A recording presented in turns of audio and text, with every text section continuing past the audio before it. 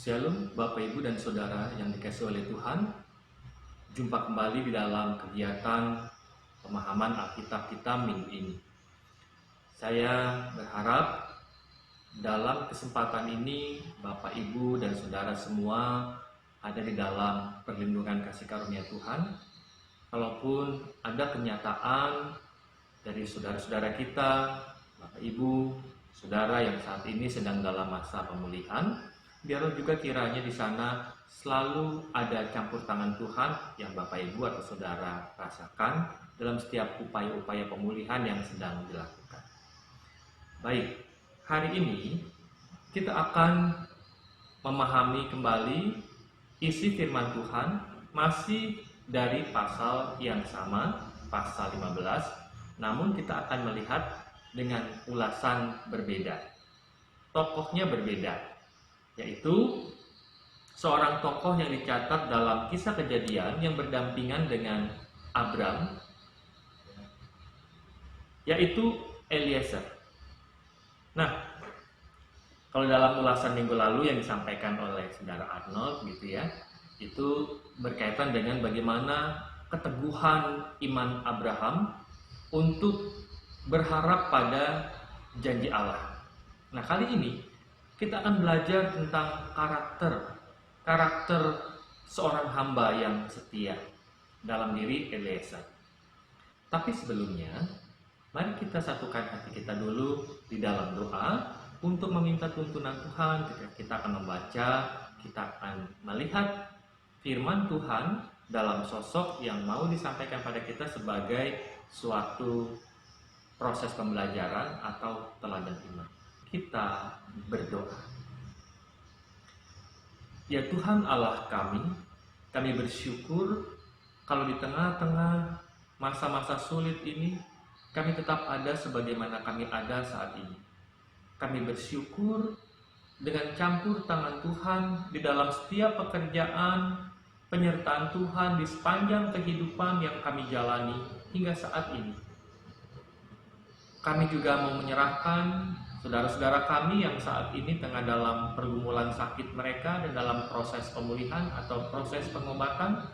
Biarlah mereka senantiasa merasakan ada tangan Tuhan yang terulur, mengurapi, memberkati, menolong untuk memulihkan kesehatan seperti yang kami harapkan dalam upaya medis ini. Dan di tengah-tengah pergumulan kami, ketika kami juga ada kerinduan untuk terus bersama-sama mendalami firman Tuhan, tolong kami Bapa, agar kami pun dapat mengerti setiap firman yang akan disampaikan lewat kisah-kisah Alkitab ini. Dan biarlah kami dapat belajar untuk terus memelihara kesetiaan kami kepada Tuhan. Inilah kami Bapa, di dalam Kristus Yesus, Tuhan kami berdoa. Amin. Ya, Bapak Ibu dan Saudara, saya akan membacakan teks Alkitab kita minggu ini, ya, Kejadian pasal 15 ayat 1 sampai 5. Cerita tentang pergumulan Abram bersama atau kisah tentang Abram dan Eliezer. Kejadian pasal 15 ayat 1 sampai 5. Kemudian datanglah firman Tuhan kepada Abram dalam suatu penglihatan. Janganlah takut Abram, akulah perisaimu, upahmu akan sangat besar. Abram menjawab, ya Tuhan Allah, apakah yang akan engkau berikan kepadaku? Karena aku akan meninggal dengan tidak mempunyai anak, dan yang akan mewarisi rumahku ialah Eliezer, orang Damsyik itu. Lagi kata Abram, engkau tidak memberikan kepadaku keturunan, sehingga seorang hambaku nanti menjadi ahli warisku. Tetapi datanglah firman Tuhan kepadanya demikian, orang ini tidak akan menjadi ahli warismu, melainkan anak kandungmu, dialah yang akan menjadi ahli warismu. Lalu Tuhan membawa Abram keluar serta berfirman, coba lihat ke langit, hitunglah bintang-bintang jika engkau dapat menghitungnya. Maka firman-Nya kepadanya, demikianlah banyaknya nanti keturunanmu. Demikian jauh pembacaan Alkitab kita, berbahagialah mereka yang mendengar sabda Allah dan yang memeliharanya. Haleluya. Di awal sudah dijelaskan bagaimana kita akan melihat satu tokoh lain dalam perikop ini, yaitu hamba Abram yang bernama Eliezer. Nah, topik yang menarik Bapak Ibu. Kita melihat di sini mengapa Abram sampai begitu khawatir pada hambanya. Apakah hamba berhak untuk menerima warisan dari sang tuan? Sedangkan kita juga tahu bahwa Abram memiliki keponakan dari kakak laki-lakinya. Artinya dia juga bisa menjadi ahli waris Abram kalau kita melihat ya tradisi kita gitu ya. Nah, tapi bagaimana ketika saat ini pergulatan spiritual Abram ketika berjalan dalam janji Allah, menanti janji Allah, dia bergumul dengan keturunannya dan dia pun bergumul, siapa yang akan mewarisi semua yang Abram miliki, begitu. Nah, penasaran Bapak Ibu? Mari kita dalami lebih jauh. Kalau kita melihat sekilas, kita akan menemukan hal-hal menarik di dalamnya. Ya, sehingga kita nanti dapat mengerti kenapa Abram sampai muncul pemikiran atau kekhawatiran bahwa warisannya bisa diambil oleh Eliezer hambanya itu. Baik, tapi sebelum kita melihat latar belakang pemikiran Abram, bahkan budaya gitu ya, tradisi, kita akan melihat dulu arti dari nama Eliezer, latar belakang nama Eliezer dan peran-peran Eliezer sendiri di tengah keluarga Abram. Nah, kalau kita melihat nama Eliezer sendiri, itu artinya dalam bahasa Ibrani, Eli, ya, Allahku, dan Eser, penolong. Jadi, dalam bahasa Ibrani, Eliezer itu memiliki arti Allahku penolong, atau bisa juga Allahku penolongku, atau Allah penolongku, Eliezer. Dan bagaimana kalau kita melihat arti dari nama ini berkaitan dengan peran-peran Eliezer di tengah-tengah keluarga Abram. Alkitab tidak mencatat bagaimana kehidupan Eliezer dan Abram, karena tiba-tiba dalam pasal ini nama itu muncul, gitu ya. Sedangkan di bagian-bagian yang lalu nama ini belum kelihatan atau disebutkan. Eliezer dalam bacaan kita ini, dalam Alkitab kita akan menjumpai banyak nama Eliezer.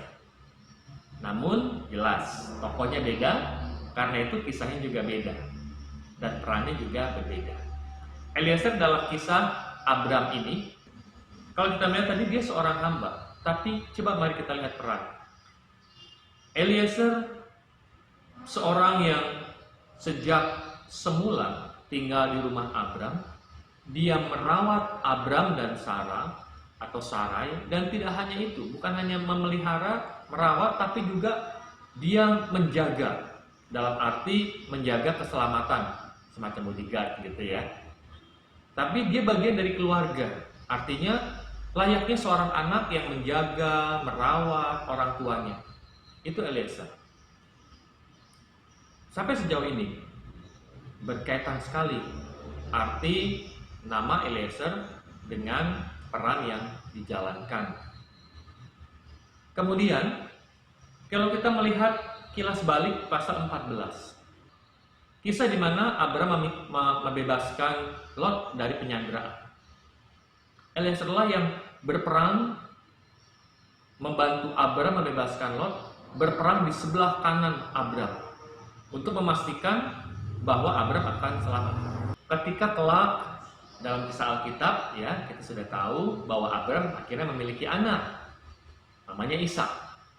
Kemudian Ishak harus meneruskan keturunan Abram, karena itu siapa yang membantu Ishak untuk menemukan jodohnya? Eliezer. Eliezer membantu Abram, membantu Ishak menemukan pasangan hidup atau istri untuk Ishak, bukan dengan sembarangan. Dia mendengar betul apa yang dipesankan Abram, dia melaksanakan betul apa yang Abram inginkan, dan terlebih lagi yang Allah rencanakan dalam kehidupan Abram.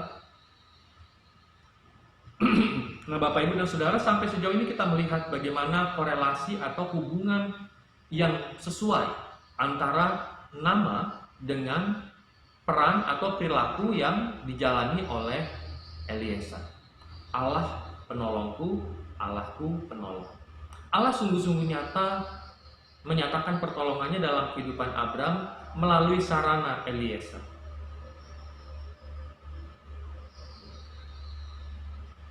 Kemudian kita melihat latar belakang budaya, Bapak Ibu. Nah, kita akan bisa melihat di sini kenapa Abram sampai khawatir, ya. Lebih jauh lagi kita akan melihat di sini. Jadi kalau di latar belakang pertama, keterlibatan Eliezer yang begitu dalam bisa jadi membuat seseorang akan memberikan warisan atau mempercayakan yang dimilikinya kepada orang ini karena orang ini sudah tahu karakternya, bisa dipercaya, begitu ya. Tapi lebih lagi, latar belakang yang kedua, memperkuat atau pemahaman atau pemikiran Abram tentang nanti kalau tidak mempunyai anak, Eliezer lah yang mewarisi semua yang dimilikinya. Ya, latar belakang kedua ini latar belakang budaya atau tradisi yang berkembang pada waktu itu. Berdasarkan temuan sejarah atau penemuan arkeolog, kisah dari naskah-naskah kuno yang bercerita tentang kehidupan di sekitar masa 2000 sampai 1500 sebelum Masehi. Kisah atau naskah yang ditemukan di dalam suku Nusi berupa lempengan-lempengan Nusi. Nusi adalah salah satu suku bangsa Ur, ya, tinggal di daerah Ur atau Ur Kasdim, dan itu di kawasan Mesopotamia.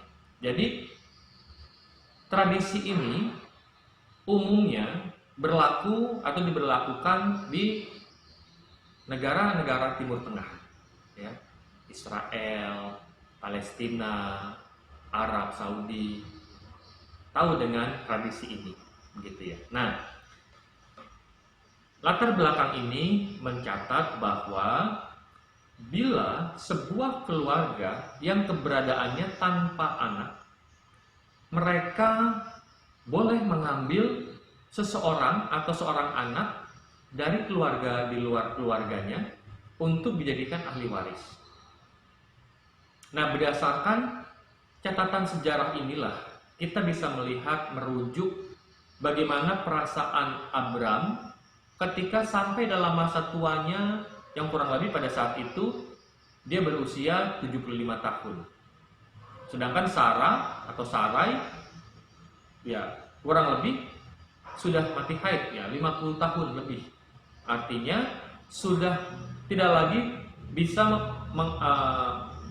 bisa untuk mengandung. Nah, jelas kekhawatiran Abram itu nyata secara manusia. Nggak mungkin. Karena itu dia berpikir dan dia berkata seperti yang dikatakan ayat 2 sampai dengan ayat 3. Abram menjawab, "Ya Tuhan Allah, apakah yang akan Engkau berikan kepadaku? Karena aku akan meninggal dengan tidak mempunyai anak. Dan yang akan mewarisi rumahku ialah Eliezer orang Damsyik itu." Lagi kata Abram, "Engkau tidak memberikan kepadaku keturunan sehingga seorang hambaku menjadi ahli warisku."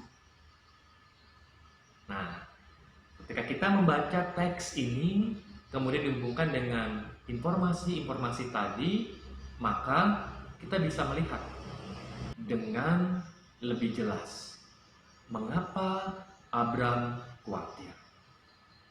Kekhawatirannya itu nyata bagi Abram, sama seperti kita manusiawi. Ketika kita nggak punya uang untuk membelanjakan makanan, kita kan pasti bingung. Mau makan apa? Kita percaya Tuhan memelihara, gitu ya. Tetapi di sisi lain, kenyataannya loh kita nggak punya uang. Kita akan mungkin mengatakan seperti Abram. Bagaimana sosok Eliezer sendiri?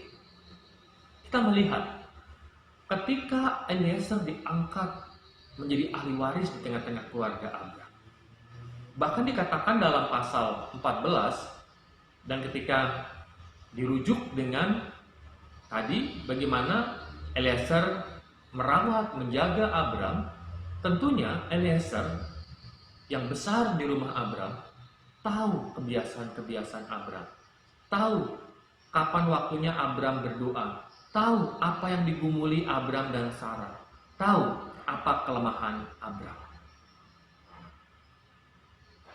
Eliezer hampir mengetahui kondisi Abram sepenuhnya. Tetapi akan dilakukan oleh Eliezer.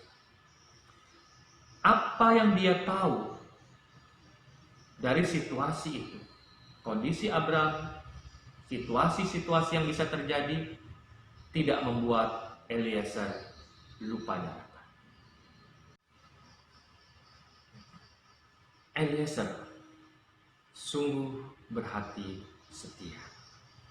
Dia tidak memanfaatkan kepercayaan Abram untuk keuntungan dirinya sendiri dan kaumnya. Bayangkan kalau dia mewarisi apa yang dimiliki Abram, yang diwarisi bukan sekedar hanya harta, tapi kehormatan, kemuliaan, dan bisa jadi berkat Allah yang dijanjikan kepada Abram pun akan diteruskan oleh Eliezer. Jadi ketika dia menerima warisan Abram, membuatnya menjadi orang yang terhormat. Membuat orang yang berbeda, yang dulunya hamba bisa menjadi tuan. Eliezer tidak tergoda dengan manisnya rayuan harta warisan. Ada banyak keluarga sekandung berebut harta. Ada kisah-kisah juga sering didengar dalam berita. Seorang anak menuntut hartanya kepada orang tuanya, semasa orang tuanya masih hidup, bahkan sampai ke pengadilan. Ada kecurangan-kecurangan yang dilakukan oleh banyak orang, yang semuanya di seputar warisan atau harta, kehormatan, kemuliaan atau nama baik. Lewat tokoh Eliezer, kita dapat belajar bersandar pada nilai-nilai keutamaan yang jauh lebih mulia dan penting. Ia tidak silau dengan harta dan kekuasaan. Ia tidak mau berbuat culas dan merebut harta. Dia sadar memilih berlaku jujur dan setia. Meskipun ada banyak kesempatan bisa dia lakukan untuk mencuri kekayaan dan kemuliaan Tuhan. Lewat tokoh ini kita belajar bagaimana bersyukur meski ia tetap menjadi seorang hamba. Ia setia kepada tanggung jawab. Ia tidak berkhianat kepada nilai-nilai kesetiaan, khususnya kepada Abraham. Ia tahu tempatnya sebagai hamba tuannya. Ia tidak merebut hormat dan kekuasaan tuannya, Abraham. Kesetiaan adalah nilai yang amat berharga.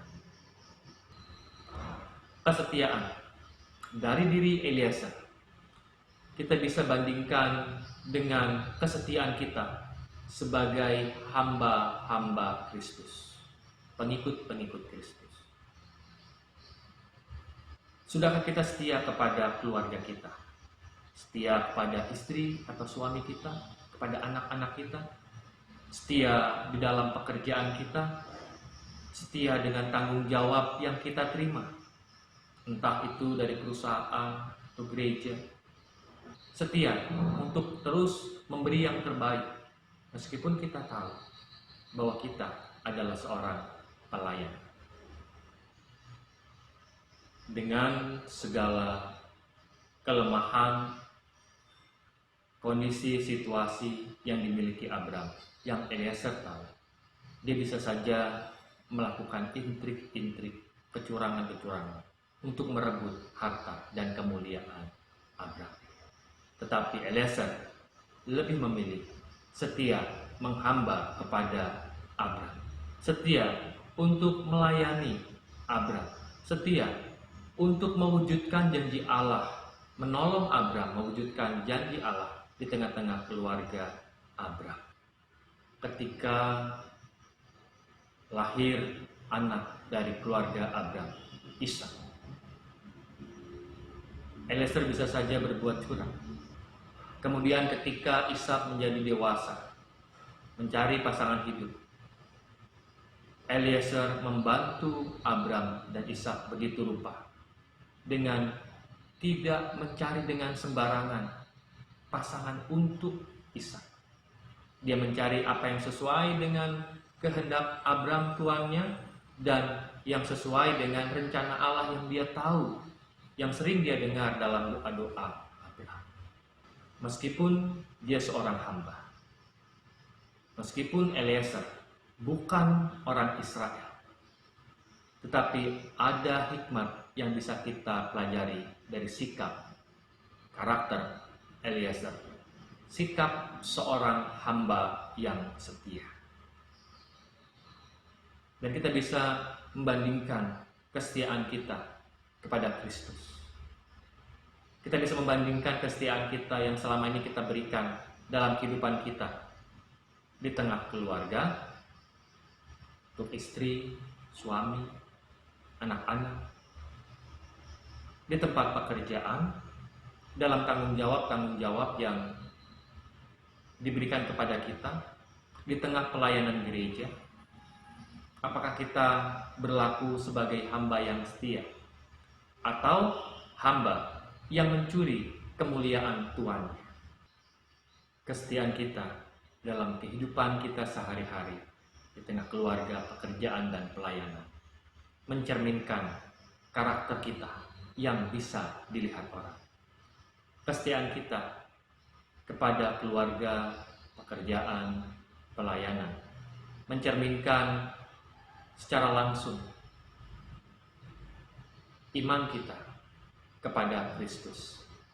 Mari kita belajar dari Eliezer tentang komitmen hidup, karakter sejati, hamba yang setia. Kiranya Tuhan menolong kita untuk terus belajar setia dalam perkara-perkara kecil. Kiranya Tuhan menolong kita untuk setia dalam kehidupan kita sehari-hari di tengah keluarga, pekerjaan, dan pelayanan serta tanggung jawab yang Tuhan berikan kepada kita. Dan biarlah kiranya Tuhan akan selalu menopang dan memberkati.